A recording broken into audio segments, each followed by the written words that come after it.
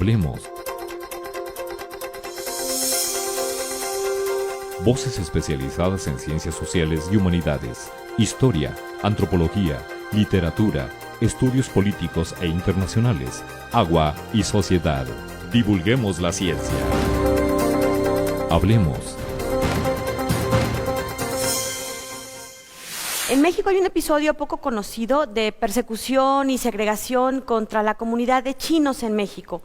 Esto ocurrió hacia finales del siglo XIX y principios del siglo XX, pero impactó a muchas familias de mexicanas que habían formado mexicanas casadas con chinos. Un poco para entender todo lo que ocurrió, qué pasaba en lo social, en lo legal, en lo político, en lo económico. En este pasaje poco conocido de la historia de México, hemos invitado a Saúl Hernández, quien es egresado del Colegio de San Luis y quien nos va a platicar sobre este y otros aspectos de la migración. Acompáñenos, bienvenidos, comenzamos. El libro Mi esposo y mi nación, la nacionalidad de las mujeres casadas en México, 1886-1934, de Saúl Hernández, es una obra que explora las problemáticas que enfrentaban las mujeres mexicanas al casarse con extranjeros, ya que con el establecimiento de la Ley de Extranjería y Naturalización, mejor conocida como Ley Vallarta, en 1886, se definía quiénes eran mexicanos y quiénes extranjeros, tratando de frenar la población foránea en el territorio nacional. Con esto, las mujeres que se casaban con extranjeros perdían su nacionalidad y adoptaban la de su esposo, siendo impactadas en su vida cotidiana y poniendo en dilema de elegir entre su esposo o su nación. El autor de esta publicación analiza la forma compleja en que la ley mexicana con desigualdad de género constituyó la nacionalidad como una categoría jurídica.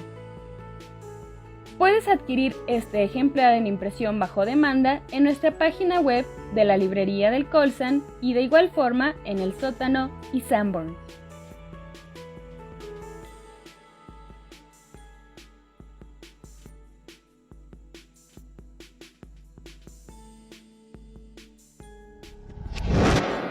¿Qué tal? ¿Cómo están? Bienvenidos. Nos da mucho gusto recibirlos aquí en el Colegio de San Luis. Hoy vamos a platicar de historia y de migración. Creo que todos conocemos a un migrante o todos tenemos en nuestra familia a alguien que migró en algún momento de su vida. Particularmente la relación de San Luis Potosí y de México tiene que ver con la expulsión de mano de obra hacia Estados Unidos. Y bueno, pues de esas creo que todas las familias prácticamente tenemos una historia que contar con los migrantes. Así que bueno, pues hoy vamos a platicar sobre este tema. Los invito para que se queden. Está con nosotros un historiador quien es egresado del Colegio de San Luis y que nos ha traído su más reciente obra, su más reciente libro, y a quien le agradecemos mucho que esté con nosotros. Está con nosotros Saúl Hernández. Gracias por estar con nosotros. Hola, muchas gracias. Muy buenos días. Bueno, pues vamos a platicar de este libro que está usted viendo aquí, que se llama Mi esposo y mi nación, la nacionalidad de las mujeres casadas en México, 1886-1934, y de muchas otras cosas. Pero empecemos con este libro, que bueno, pues platícanos un poco, Saúl, ¿por qué se llama así, Mi esposo y mi nación? ¿De qué va? ¿Qué vamos a encontrar? Bueno, muchas gracias otra vez por invitarme aquí, y bueno, yo estoy muy contento y muy orgulloso de presentar este libro, Mi esposo, mi nación, que es parte de mi tesis doctoral, ¿no? Esta tesis doctoral que hice yo en el Colegio de México, hace ya, me gradué en el 2019, finales de 2019, y bueno, después de 5 años de investigación, de redacción y demás, de edición del libro, ya lo estoy presentando, Mi esposo y mi nación. ¿Por qué? Te voy a platicar como a grandes rasgos. Bueno, les voy a platicar porque justamente siempre he creído que los historiadores tenemos como, bueno, además de nuestros intereses personales por ciertos aspectos de la historia, lo que también tenemos y nos acerca a la historia son nuestras anécdotas personales, nuestra historia de vida. Y te lo platico porque cuando yo estaba haciendo mi proyecto de investigación, cuando lo estaba planeando, yo estaba viviendo en la Ciudad de México, vengo a Río Verde, San Luis Potosí, de donde soy originario, y entonces platico con mi abuela y demás, y ella me platica sobre su adolescencia, su juventud y demás. Ella estaba viviendo en Tampico, Tamaulipas, y me platica esta anécdota de, mira, Saúl, había un chino que me pretendía y que se quería casar conmigo. Regreso a mi casa, le platico a mi madrina que se quiere casar conmigo y me lo prohíben totalmente. Y yo, ¿pero por qué? ¿Qué pasó? ¿No? ¿Qué está pasando? O sea, ¿por qué te prohíben relacionarte sentimentalmente, emocionalmente con un extranjero, además un extranjero asiático, ¿no? De origen chino? Y es bien interesante porque a partir de esto nace este libro, porque no solo es una prohibición, ¿no? Tiene detrás todo un contexto político, económico, xenofóbico, racial de aquella época, ¿no? En los años 40, en los años 40 del siglo pasado, cuando ya la efervescencia antichina estaba bajando. Entonces, a ella todavía le toca estas restricciones, ¿no? En este imaginario xenófobo y racista. Porque heredado por algo que había ocurrido recientemente, ¿no? Sí, claro, sí, porque tenemos aquí en México un capítulo muy oscuro de la historia de México, que es el racismo antichino. El movimiento antichino que se gesta a finales del siglo XIX en el norte de México, sobre todo en Sinaloa y en Sonora, pero donde tiene más presencia va a ser en Sonora. Este antichinismo se va filtrando en todo el norte de México. Tenemos un capítulo oscurísimo que es la matanza de chinos en Torreón, ¿sí? Casi, bueno, las cifras oficiales dicen que fueron alrededor de 300 chinos en menos de 2 días, ¿sí? Por las huestes de Emilio Madero. Y es bien interesante porque se va filtrando, llega también a San Luis Potosí, al sur de México. Los chinos llegan aquí principalmente a México por petición de Porfirio Díaz, para terminar la construcción de estos ramales ferroviarios, ¿sí? Y hacer el trabajo que las comunidades o la población indígena en México no quería hacer.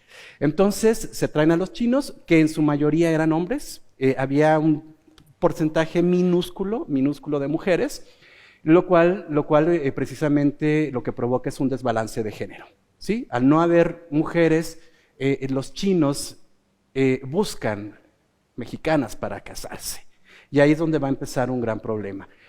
Es un problema, bueno, nos vamos por partes, ¿no? O sea, el primer problema es el laboral, porque lo que se creía en México, y que es una idea que todavía prevalece en ciertos países, por ejemplo en Estados Unidos, ¿no? Los mexicanos, esta idea o este imaginario de nos vienen a quitar los trabajos, ¿sí? Y además estos chinos nos quitan los trabajos, están haciendo trabajos, y lo pongo entre comillas, que son propios de las mujeres, como los cafés, restaurantes, lavanderías, etc., etc., ¿no? Entonces nos vienen a quitar los trabajos, se emplean en trabajos que son para mujeres, pero además nos están quitando a nuestras mujeres, ¿sí? Porque se empiezan a casar con ellas. El movimiento antichino se gesta y tiene su mayor efervescencia para 1919, se funda el primer movimiento antichino, la campaña antichina en Magdalena, Sonora, y como te digo, se va filtrando, se institucionaliza, y a la vez que se institucionaliza recibe el apoyo del Estado y el apoyo del gobierno federal. Se institucionaliza significa que se tomaron medidas desde los gobiernos, desde las autoridades, para apoyar estas posturas antichinas, ¿cierto? Claro. ¿Qué medidas? El Estado lo que va a hacer es apoyar, porque sí creen fervientemente que la población china, los extranjeros chinos en México les están quitando los trabajos, ¿sí? Y se empiezan a tomar medidas restrictivas. Pero antes de las medidas restrictivas, primero viene la persecución de la población de los chinos en México, ¿no?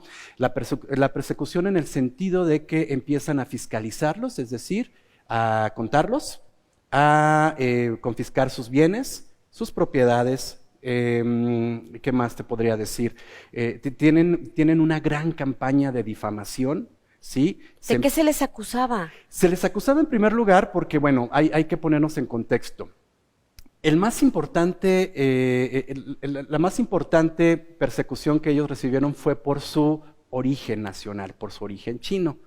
Para este entonces, para los momentos de la posrevolución, ¿sí? Después de 1910, y cuando se estaba creando ya ¿cómo te puedo decir? Se estaba como imaginando este Estado mexicano, ¿no? Posrevolucionario, una de las premisas era crear una raza homogénea mexicana. ¿Qué quiere decir esto? ¿Sí? Que los indígenas de México se tenían que mezclar o tenían que procrear con gente blanca, ¿sí? Industriosa, trabajadora, por decirlo de otra forma, y sobre todo que fueran católicos, ¿sí? Entonces empiezan como a promover la migración española, francesa, italiana, etc., etc., ¿no? Entonces se estaba creando este proyecto de la raza mestiza, homogénea, ¿no? Grande, blanca, saludable, un proyecto eugenésico en donde el chino no encaja. Porque sus cualidades fenotípicas son diferentes a lo que se estaba proyectando. O sea, sus rasgos físicos no son ni europeos ni indígenas. Su color de piel, su estatura, su religión y hasta sus costumbres gastronómicas, ¿sí? Entonces, la campaña antichina lo que va a empezar a hacer es crear todo un prejuicio, volvemos otra vez, gastronómico, cultural, racial, social alrededor de los chinos en México, ¿no? Y como no embonan ese proyecto, hay que segregarlos y hay que impedirles tener acceso a los trabajos, a los espacios públicos, sí, pero sobre todo a sus mujeres. Y eso, si quieres, lo vamos a abordar ahorita más ampliamente. Sí, sí, porque la verdad es que Saúl es un excelente comunicador y divulgador. Nos cuenta todo así como en una historia, como en una novela en la que vamos a ir capítulo a capítulo. Este primer fragmento, digamos, este primer episodio de su abuela, creo que nos da una idea de cómo estaba extendido este fenómeno antichino, que recientemente, incluso hace algunos meses, el gobierno federal pidió una disculpa pública, una disculpa histórica por esta matanza precisamente en Torreón, y que bueno, pues de esto casi no se habla, ¿no? Casi no se había hablado desde el Estado mexicano en los años recientes, y que bueno, pues fue un fenómeno lamentable y extendido, porque incluso, bueno, ya te preguntaré más adelante, porque se les confinó en un espacio, ¿no? Me parece que fue en Veracruz o algo así, pero bueno, él es el historiador y ahorita le pregunto para que nos saque de dudas. Vamos a ir a una pausa y regresamos. Les recuerdo que este programa se estrena hoy martes, lo puede ver en repetición los jueves y mañana miércoles en YouTube ya está disponible en...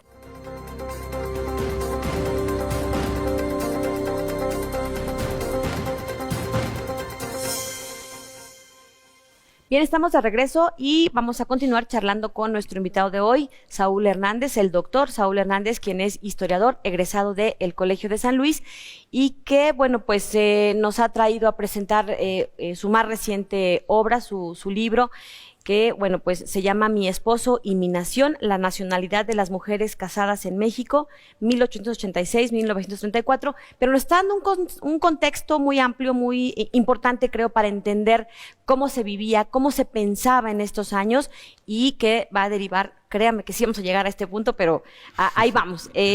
Ahorita, bueno, hago la aclaración también, decía yo antes del corte que se les había confinado a los chinos en Veracruz, no, ya me corrigió, es en Sonora, y bueno, síguenos contando un poco sobre esto. Pues sí, mira, sobre el confinamiento, sí hubo políticas de segregación, ¿no? Se hicieron propuestas de políticas de segregación, sobre todo en Sonora, ¿no? Donde el auge antichino fue más importante, la persecución y la segregación. Entonces, por ejemplo, hubo la propuesta en Hermosillo que sí se llevó a cabo, no hay como gran registro de esto, es todavía una tarea pendiente. Por ejemplo, a las mujeres que se casaban con chinos o que tenían una relación sentimental en unión libre con chinos, tenían que irse a una región, a un gueto especial de Hermosillo. No hay mucho documento de esto, no hay mucho archivo, pero lo que he encontrado es que ellos y ellas tenían que pintar sus casas de amarillo para identificar que veían ahí, que es una práctica. Pues altamente restrictivo, ¿no? Altamente discriminatorio, esa es la palabra, ¿no? Es altamente discriminatorio. Entonces lo que pasa en Sonora es que se dan todas, sabemos que de allá es Plutarco Elías Calles, que finalmente es el que está proponiendo este proyecto de esta raza mestiza, fuerte, saludable, ¿no? Este proyecto eugenésico. Sin embargo, hay muchas cosas más detrás de esto, ¿no? Está la xenofobia, está el racismo y sobre todo la construcción de los prejuicios alrededor de ellos, ¿sí? Porque estaban diciendo, ¿cómo va a ser el producto? ¿Sí? Es decir, la descendencia entre una mujer mexicana y un hombre chino, ¿sí? Y aquí en el libro les cuento la cantidad de adjetivos despectivos contra la descendencia, hijos e hijas, y contra las esposas, ¿no? A estas esposas se les va a llamar chineras despectivamente. La chinera quería decir la amante de lo chino o la amante del oro chino. Así les decían a estas mujeres, ¿sí? En Sonora y en toda esta región de México. Otro ejemplo de la segregación, más o menos se podría llamar así, es en Baja California.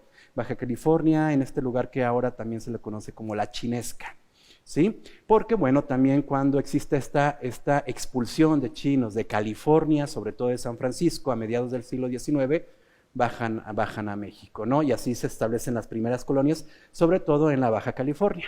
En Sonora pasa diferente, ¿no? Porque van llegando por, como ya conté al principio, por solicitud de Porfirio Díaz, por el trabajo y demás. A esta migración le llaman los famosos coolies, ¿no? La migración coolie, que es decir, la migración de chinos.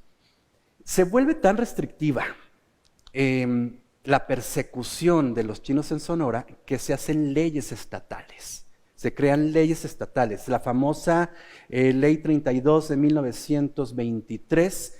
Esta ley lo que establecía era, se prohíbe el matrimonio entre mexicanas y chinos. Estaba prohibido, se prohibió, ¿sí? Entonces, a partir de ese 23, las mujeres se empiezan a tener problemas, ¿sí? La persecución que ella tenía era social, no sé si me explique. Sí, sí. Antes de 23 su persecución era social. Solo las estigmatizaba el Estaban vecino, estigmatizadas. la mamá, te censuraban socialmente, Sí, nada en la más. calle. Ajá. Te señalaban. Después del 23 la persecución se vuelve legal, que eso es más importante. Entonces, al ser un decreto, estás transgrediendo la ley. Estas mujeres ya estaban transgrediendo la ley y por lo tanto eran perseguidas, tanto hombres como mujeres y su descendencia. Sin embargo, hay que irnos un poquito más para atrás para entender toda la complejidad. Yo pongo en este libro 1886-1934 porque es una delimitación temporal bien amplia, son casi 5 décadas. ¿Por qué lo pongo así? Porque en 1886, ¿sí? Esta ley de naturalización se va a establecer, la famosa Ley Vallarta. ¿Sí? La Ley Vallarta, entre otras cosas, lo que explica es que toda mujer mexicana que se case con un extranjero pierde su nacionalidad mexicana, ¿sí? Entonces, si yo soy mexicana en el 1910 y me caso con francés, en automático el gobierno mexicano me volvía francesa. No pasaba lo contrario. Un hombre que se casaba con una extranjera no perdía su nacionalidad. Aquí lo que quiero resaltar en primer lugar es para que veamos el desbalance y la desigualdad de género que existe, ¿sí? Son leyes creadas por un hombre, ¿sí? Por una visión patriarcal. Una visión masculina, patriarcal, hegemónica, que está decidiendo sobre la identidad de las mujeres en ese entonces. Perfecto. Ok, ahí está. Sin embargo, lo que va a pasar después es que no va a haber problema si el matrimonio de esta mujer es con los extranjeros que ya te mencioné. Con los europeos. Con los europeos, católicos, etc. Hay problema si es con un asiático, ¿sí? Porque como dijimos en el segmento pasado, el asiático lo que va a heredar son sus rasgos fenotípicos, va lo que se llama, lo que se dice en el discurso de la época, se degenera la raza, ¿sí? Va a haber una degeneración racial y estamos en este entonces en el auge del positivismo, la eugenesia, ¿sí? Todos estos proyectos raciales que vienen desde Europa. Sí, está Lambroso en México planeando y haciendo medidas craneales y demás, ¿no? Entonces, todo confluye para que los chinos no puedan casarse con mexicanas. Las mexicanas, a su vez, van a tener muchos problemas, ¿no? La descendencia de estos matrimonios a la vez se va a volver china, ¿sí? ¿Qué consecuencias había para las mujeres? Que legalmente ¿Se les metía a la cárcel? ¿Pagaban multas? ¿Qué pasaba? Después de 1923, sí, no había como multas específicas, había una multa monetaria de 1,000 pesos, ¿sí? Si te casas con un chino, había una multa monetaria de 1,000 pesos, pero había jueces que sí te casaban y jueces que no te casaban. De todo el universo que yo les señalo aquí en este libro, hay por lo menos 15 jueces. Solo 2 jueces estaban casando a mexicanas con chinos, los demás no, los demás estaban respetando la ley. Los otros 2 jueces estaban diciendo, no, es que la Constitución no permite esto, ¿sí? Porque incluso cuando el chino estaba naturalizado mexicano, no lo estaban dejando que se casara con una mexicana. Entonces todo se vuelve más complejo y más complejo. ¿Y a los hijos se les perseguía también de qué manera? A los hijos más bien era como una especie de estigmatización, ¿no? Desde lo que hoy conocemos como el bullying o el acoso escolar, ¿sí? El acoso de los compañeros. Se les decía, por ejemplo, tiburonatos y un montón de adjetivos despectivos. ¿Quién más va a tener consecuencias finalmente? Van a ser las mujeres, las que van a sufrir, ¿no? Estas consecuencias. En esta etapa, después de la ley Vallarta en 1923, decías que había, ese trato, por supuesto, discriminatorio. ¿Las mujeres perdían su nacionalidad, pero sí eran chinas? ¿O cómo se les reconocía? ¿Quedaban en el limbo legal? Es que esa es una pregunta bien interesante, porque sí, se volvían chinas o se volvían francesas, sí, pero lo peor que te podía pasar es que te volvieras china o asiática, ¿sí? Porque después vamos a tocar otro tema, ¿no? Después viene la expulsión de chinos, que va a ser entre el 1939 y 1933. Se da una gran expulsión. Entonces aquí las más afectadas van a ser las mujeres y los hijos, porque al no ser mexicanas y en automático ser chinas, van a ser expulsadas como tales, como chinas. Pero vamos a encontrarnos otro problema llegando a China. No, espérate para que nos cuentes en el tercer capítulo, en el tercer bloque del programa, más sobre este asunto. Y bueno, pues antes, en un minutito, si nos puedes mencionar alguna otra consecuencia, digamos, legal o que padecían a partir de la ley Vallarta, en ese momento, las mujeres que se casaban con chinos. En realidad, las consecuencias casi siempre eran el estigma y el señalamiento social. Sí, las multas que te platiqué, pero también, por ejemplo, hay un caso bien interesante que es el servicio sexual de las mexicanas con chinos, porque también se los estaban prohibiendo. Y a mí me gusta mucho este caso porque son mujeres que están transgrediendo y están transgrediendo la ley, ¿sí? Y además de todo están enfrentándose al Estado, ¿sí? Enfrentándose al Estado a decir, yo puedo tener relaciones sexuales y cobrar por ello, ¿sí? Con quien me dé la gana.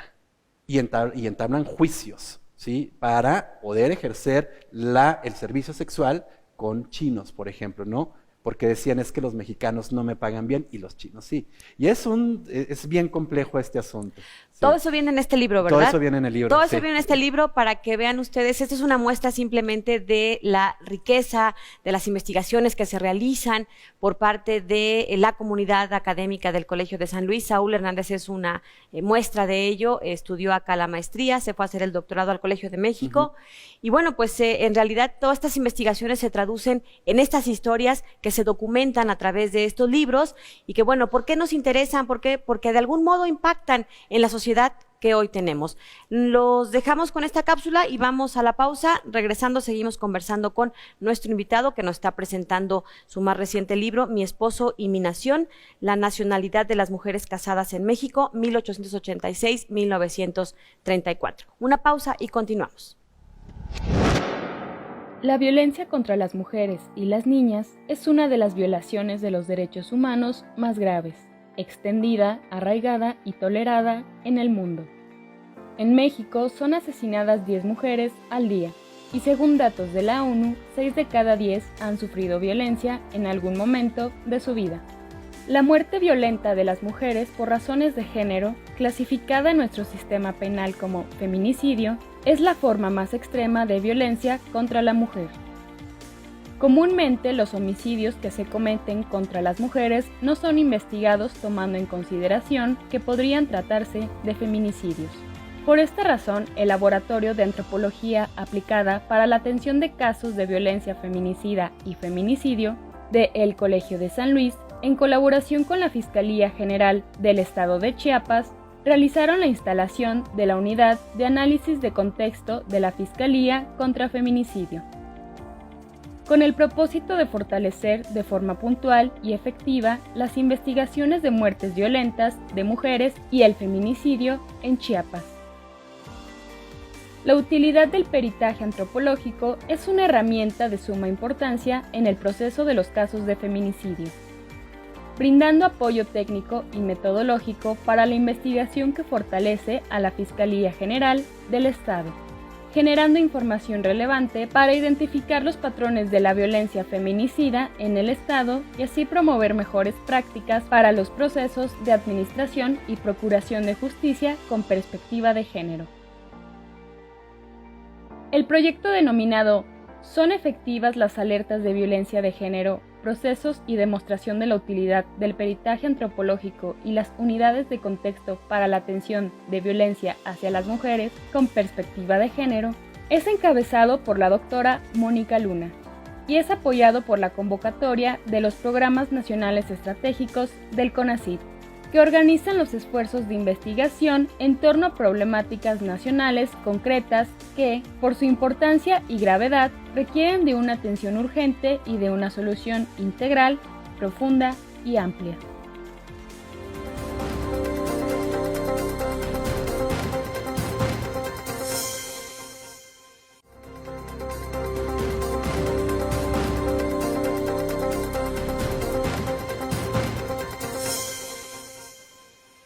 Bueno, pues estamos de regreso y vamos a seguir charlando con Saúl Hernández, historiador, quien ha hecho una nueva obra, un nuevo libro, en donde habla precisamente de este episodio en donde pues simplemente las mujeres eran invisibilizadas porque tenían ahí una serie de restricciones de con quién casarse y además perdían sus derechos, había un trato muy desigual. Estamos hablando obviamente de principios del siglo XX, finales del XIX, en donde todo este movimiento antichino pues acabó afectando no solo a los chinos por razones, como ya nos decía Saúl, políticas, económicas, sociales, xenofóbicas, racistas y demás, sino que impactó de manera importante en las mujeres mexicanas. Cuéntanos, porque varios de los capítulos de tu libro, es más, déjenme, les comparto algunos, tiene que ver precisamente con todo esto que estaba ocurriendo y en donde las grandes perdedoras en todos estos nuevos marcos legales eran las mujeres. Dice, por ejemplo, somos extranjeras porque somos mujeres. Se cuestiona en el capítulo 1. Hay otro episodio donde dice mujer incubadora y depositaria de la raza. Platícanos, ¿qué más estaba ocurriendo? Sí, mira, sobre todo estos primeros capítulos, como bien sabemos, tenemos que dar como este contexto general. Sí, y quisiera hablar rápidamente nada más de esto para como ya ir cerrando en los dos capítulos finales que justamente tratan de chineras, ¿sí? De mujeres casadas con chinos. Para que entendamos el contexto de estos últimos dos capítulos. Esta ley Vallarta de 1886 no fue la única, no es especial de México. Es una ley que estaba rigiendo en todo Occidente, en Europa y en todo en Estados Unidos, Canadá y el resto del continente, ¿no? Centroamérica y Suramérica. Despojar a las mujeres de su identidad nacional por el matrimonio con extranjero no era un caso específico de México. Las mujeres en los diferentes países han tenido sus propias luchas. El primer país que se deshace de esto en América Latina va a ser Paraguay, por ejemplo, ¿no? Y después Paraguay, Chile, Argentina, todo este cono sur que yo siempre, ahora lo veo, siempre van como a la vanguardia, ¿no? En los derechos de las mujeres. Y ahora que lo pensamos, sí, ¿no? Es hasta histórico esta lucha, ¿no? De las mujeres. En ese sentido, en México va a ser hasta el 34, ¿sí? ¿Por qué? Porque tenemos ya encima el franquismo, tenemos el exilio español, ¿no? Lo que hace Cárdenas no es un gesto de buena voluntad con las mujeres, ¿sí? Lo que está preparando él es el camino para que los republicanos que seguramente que ya saben que van a ser derrotados puedan venir a México. Y ¿sí? casarse con mexicanas. Y casarse con mexicanas, casarse con mexicanos, entonces llamamos a esto el exilio español intelectual, pero solo masculino. ¿Dónde están las mujeres? ¿No? En uno de estos capítulos también abordo a estas mujeres del exilio español. Sí, a estas españolas que pocas veces han sido tomadas en cuenta en toda la historiografía mexicana. Entonces lo que tenemos aquí es que les abre el camino Cárdenas. ¿Quita esta ley Vallarta o sí, qué? la deroga en 1934. Las mujeres, al casarse ya con un extranjero, tienen la oportunidad de decidir si quieren ser extranjeras o se quedan con su nacionalidad, ¿no? Entonces lo que quisiera explicar es esto: no es una ley específica de México. Okay. Todas las mujeres en el occidente, en el resto del mundo, tienen sus propias luchas, ¿sí? Las estadounidenses también son de las primeras en adquirir este derecho de identidad, ¿no?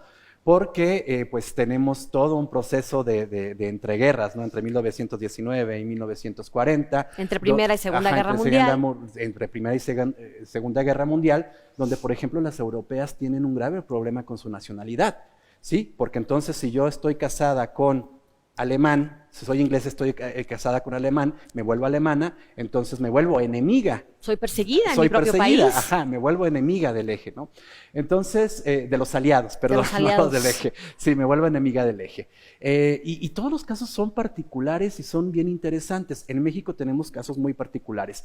El caso más dramático es el de las chinas, el de las mujeres mexicanas casadas con chinos. Cuéntanos alguna historia. Recuerdo que en un programa anterior nos contabas así un pequeño fragmento, pero me gustaría recuperarlo para quienes no lo vieron, o si tienes algún otro, sí. de que nos ilustran de manera así muy, muy gráfica qué pasaba y cuáles consecuencias. Justamente de eso se trata la historia, de ejemplificar con casos de vida, con historias de vida, el impacto en estas mujeres. En el último capítulo yo cierro este libro justamente hablando del caso de Rosa Murillo de Chan. Rosa Murillo se casa en Sonora, se casa en Hermosillo con un chino, tienen una vida matrimonial, tienen 5 hijos, ¿sí? Viene la expulsión china en Sonora a partir de 1929, una expulsión masiva, arbitraria, discrecional, pero apoyada por el Estado y apoyada por la Federación, ¿sí? En este sentido, no solo se expulsa a los hombres, se expulsa también a las mujeres que legalmente están casadas con chinos, porque te recuerda que son chinas. Y se expulsa a los hijos también. Entonces lo que pasa en Sonora entre 1929 y hasta el 32 es una expulsión de casi 500 familias a China, ¿sí? Llegan casi 500 familias al Macao portugués, a la parte de la región de Cantón en China, estas familias, y estas mujeres se encuentran con otras situaciones. Se encuentran que muchos de sus esposos ya están casados, ¿sí? Que cuando ya tienen, cuando China, regresan a China, de origen. Sí, porque se casaban pero muy jóvenes. Ya están casados en China la mayoría. Y cuando estas mujeres llegan, se vuelven concubinas, ¿sí? Ya no son esposas. No son reconocidas como esposas legítimas. Como esposas legítimas, se vuelven concubinas, y además de ser concubinas, el gobierno chino no les reconoce que son chinas, se vuelven apátridas. Ni mexicanas ni chinas. Ni mexicanas ni chinas. Están en un limbo legal pues terrible y dramático, porque ningún gobierno las puede ayudar legalmente cuando ellas quieren regresar. ¿Y de qué viven? ¿Qué pasa? Ellas viven de sus esposos nada más, ¿sí? Y las ilustraciones gráficas que hay en el archivo histórico, los testimonios son muy dramáticos, porque las obligan a trabajar 14 horas al día, porque además tienen que atender la casa, porque las maltratan, porque sufren violencias de todo tipo, violencias psicológicas, violencias económicas y sobre todo las violencias físicas por parte de sus esposos en China, ¿no? ¿Y los hijos tenían algún derecho? Los hijos no tienen tampoco ningún derecho porque no son reconocidos. Todos son apátridas, ¿sí? No tienen una nacionalidad reconocida. Rosa Murillo de Chan lo que hace es transgredir y empezar a buscar soluciones y vías legales. El gobierno mexicano no la puede ayudar, no la quiere ayudar más bien, ¿sí? Relaciones Exteriores no la ayuda porque toda esa partida económica que hay para repatriaciones es solamente para los braceros que están llegando, ¿no? Con el crack del 29 y demás, ese dinero es para ellos. Lo que hace Rosa Murillo de Chan es moverse por todas las vías que ella puede, legales, judiciales, sociales, con migración, incluso acude a la Iglesia Católica, que es minúscula en China, como bien sabemos, hasta lograr regresar a México. ¿Solo ella o también sus hijos? Ella primero llega y después ella manda por sus hijos, ¿no? Cuando el gobierno de Sonora confisca los bienes de su esposo, ella adquiere un dinero y puede mandar por sus hijos. Pero entiéndeme que este proceso duró del regreso de Rosa Murillo de Chan casi 5 años, 5 años de luchar contra el Estado, contra las leyes. Yo creo que era una en un millón. Contra su propio esposo, claro. Y hacer este gran viaje de meses hasta México. Yo creo que solo la buena voluntad de algunos representantes consulares como Mauricio Fresco, Tello, fueron los que la ayudaron, ¿sí? Porque encontraron como esos huecos legales para decirle, oiga, no, es que ella es concubina en China. Entonces, si es concubina en China, ya estaba casada, este hombre ya estaba casado. Y se invalidó el matrimonio. Y se anula el aquí. matrimonio en México, entonces ella no está casada con nadie. Véngase para México otra vez, ¿sí? Ya puedes regresar porque adquieres otra vez la nacionalidad mexicana. Pero ¿sí? imaginen ustedes el esfuerzo que le tocó, el drama, exacto, la tragedia que enfrentó y el esfuerzo de estar batallando más de 5 años. Anduvo de un lugar para otro, entre refugios, entre albergues, golpeada por su esposo. En el última epístola, la carta que ella envía, dice es que la última vez me dejó inconsciente porque me pegó con un ladrillo en la cabeza. Ella nos narra todo, aquí lo narro en el libro, en el último capítulo. Con eso yo quiero cerrar y quiero como señalar cuál es el impacto de este reducido número de mujeres al perder su nacionalidad. ¿Qué es lo que les pasaba a ellas? Y nada más hay que dejar claro, siempre era a partir de la nacionalidad del esposo, como te trataba el Estado y la sociedad. Bueno, pues vamos a ir a una pausa y regresamos para cerrar esta charla con Saúl Hernández. Vamos a platicar de uno de sus libros anteriores, Trabajar en el Gabacho, que se publicó en 2018 y que, bueno, pues está igual de sabroso, créanme, quédese con nosotros. Vamos a la pausa y les seguimos recomendando que visiten la página del Fondo Editorial del Colegio de San Luis. Aquí los dejamos con una pequeña probadita de los libros que se tienen. Hay varios para descarga gratuita, así que si este verano pues tiene más tiempecito, dese una vuelta por esta página que puede encontrar y descargue gratuitamente varios de los libros del Colegio de San Luis. Continuamos.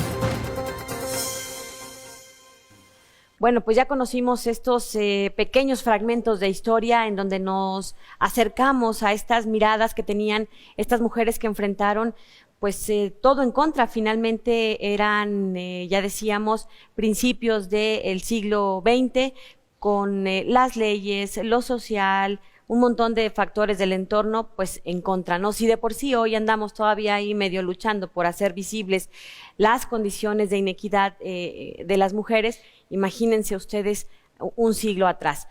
Bueno, pues ahora vamos a platicar sobre este libro que, bueno, pues a mí me encantó un poquito, todavía platicado nada más, prometo leerlo. Trabajar en el Gabacho, lo hiciste en el año 2018, diálogos sobre la migración mexicana en Estados Unidos. Tú coordinaste esta publicación. Cuéntanos, ¿qué encontramos ahí? Híjole, bueno, al inicio de este programa te estaba platicando de este libro, ¿no? Porque como ya dijimos en la introducción, finalmente los historiadores tomamos el material también de nuestras historias de vida.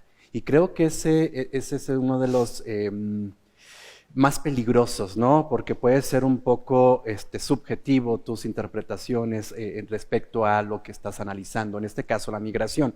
Sí, yo estoy hablando de este libro de migraciones, de migración de mujeres, porque yo retomé la historia y la investigación en la historia de las mujeres a partir de la pregunta y la categoría de género.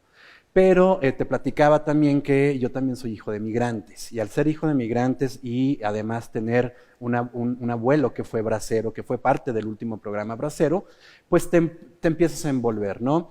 Cuando estaba en el doctorado, ya casi al final también tuve compañeros de diferentes partes del mundo, y sobre todo de Centroamérica. Al tener contactos con centroamericanos, en cierta forma, y a pesar de lo que lo tienes aquí en tu entorno, te sensibilizas un poco más sobre este fenómeno migratorio. Llega la caravana migrante en septiembre, octubre de 2018 creo que fue. Sí, Entonces sí. yo invité a un grupo de amigos a escribir sobre, a manera de difusión, ¿sí? Diferentes temas de la migración, varios investigadores. Uno de ellos escribió sobre, por ejemplo, la nostalgia culinaria, ¿sí? La gente que no ha regresado a México y entonces está reproduciendo cómo se come, cómo comía acá en México, en Estados Unidos, etc., etc. Otro investigador escribió sobre arte chicano, la representación de los mexicanos, de los llamados, mal llamados pochos, ¿sí? Y de todo este grupo de descendientes de mexicanos históricamente que están allá, ¿no? Sobre todo en Los Ángeles y Texas, bueno, en California y Texas. Alguien más escribió sobre el programa DACA, que todavía estaba en funciones, llega Tromi Loquita, bueno, en ese entonces todavía estaba en funciones, y así varios artículos de difusión. Lo que se les pidió a estos autores y autoras es que justamente hablaran para un público en general, que hablaran, que los conceptos migratorios se entendieran por sí mismos, que no tuviera que ir un lector. Un lector común y corriente, un lector ¿no? común y corriente al diccionario, a ver, ¿qué significa esto? ¿No? Que escribiera en sus propias palabras. Y esto lo hicimos y quedó en un experimento padrísimo y maravilloso que se llama Trabajar en el Gabacho.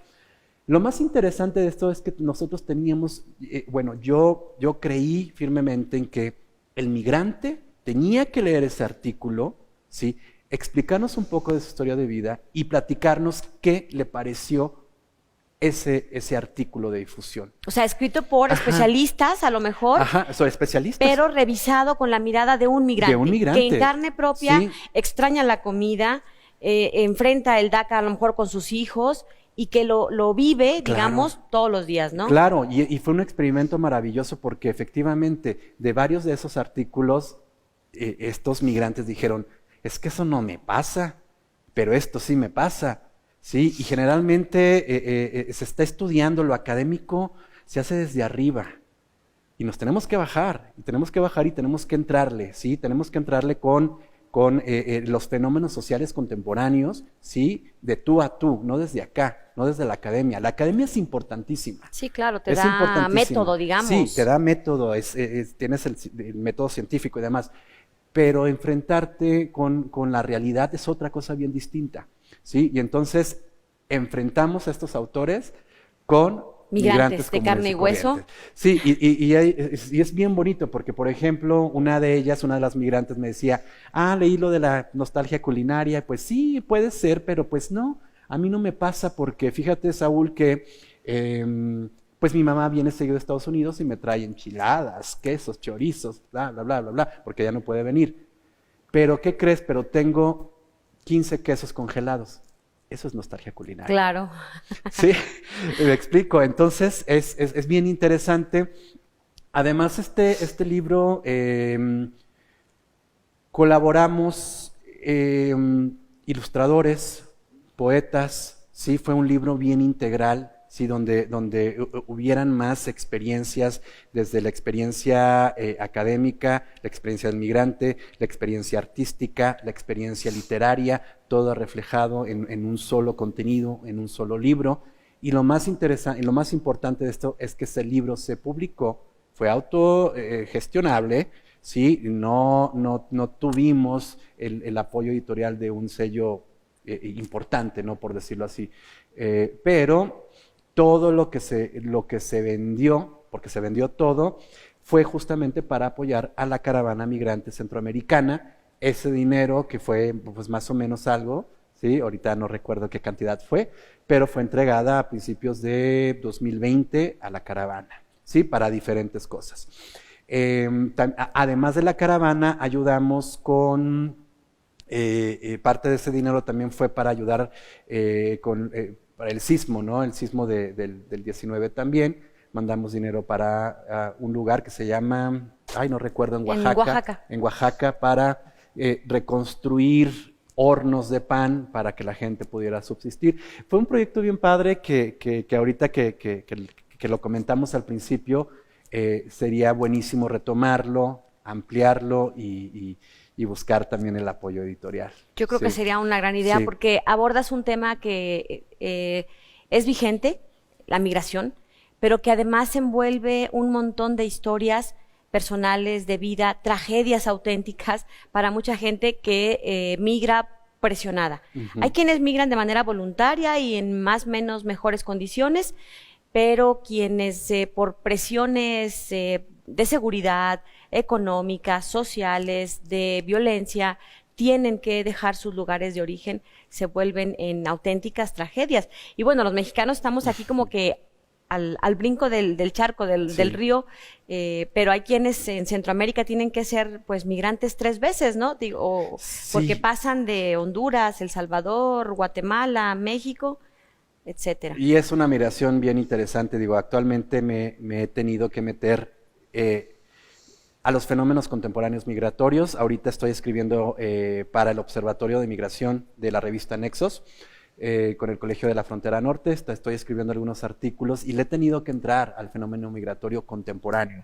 Entonces lo que tenemos justamente es eso, darnos cuenta de las diferentes realidades, ¿no? Por ejemplo, el primer artículo que escribí era justamente sobre la comunidad LGBTQ+, ¿sí? Centroamericana y su trayecto. Sus necesidades son otras, ¿sí? Hay albergues LGBT para migrantes, mira, por ejemplo, sabía. en Tijuana. Aquí en San Luis Potosí se acaba de inaugurar en enero uno que se llama Orquídea, que por cierto necesita mucho apoyo gubernamental y de la sociedad, ¿no? Porque alberga gente migrante con necesidades LGBTQ. Y tienes que meterte a las realidades, y los historiadores pocas veces le entramos a lo contemporáneo, y ese es un nuevo reto, por ejemplo, para mí. Pero bueno, por lo pronto les presento esto y corran a comprarlo aquí a la librería del Colsan. Pues muchas gracias, muchas felicidades. ¿Y algún dato de contacto que quieras compartir con la gente por si alguien por ahí está interesado? A mí me pueden encontrar en Instagram como Historiatra, así me he llamado desde que inicié mi presencia en redes. Mi presencia en redes, justamente para identificarme como historiador y para mi divulgación propia de la historia. Perfecto. Saúl, muchísimas gracias por habernos acompañado. A ti. Bueno, pues con eso nos despedimos. Gracias por su atención. Los invitamos para que se queden con la Agenda Colsan y los esperamos el próximo martes a través de 9TV. Gracias, hasta la próxima. El Colegio de San Luis te invita a los eventos y actividades que se llevarán a cabo durante los próximos días. Ya se viene el 5º Congreso Internacional Diablos, Brujas y otros entes sobrenaturales y fantásticos de la tradición oral, del 18 de agosto al 5 de diciembre. Síguenos en redes sociales para nuevas actualizaciones. Te invitamos a conocer la exposición Voces Catorceñas, proyecto de Laboratorio de Investigación, Género, Interculturalidad y Derechos Humanos del Colegio de San Luis, con obras realizadas por niños de Real de 14. La exposición estará disponible hasta septiembre del 2022, en la Sala Capitán Miguel Caldera del Colsan. Recuerda que tenemos libros gratis de nuestro fondo editorial, Colsan. Entra a ventalibros.colsan.edu.mx y descarga el libro de tu interés. Tenemos distintas publicaciones de literatura, estudios antropológicos, historia, estudios de agua y sociedad estudios políticos, entre otros. Conoce el Centro de Documentación del Colsan, una plataforma digital donde podrás consultar distintos materiales, como cartografías, carteles del cine mexicano, personajes de la lucha libre, registros del cementerio del Saucito, entre otros. Entra a cedoc.colsan.edu.mx. Consulta los detalles de este y otros eventos a través de nuestra página web www.colsan.edu.mx y síguenos también en nuestras redes sociales.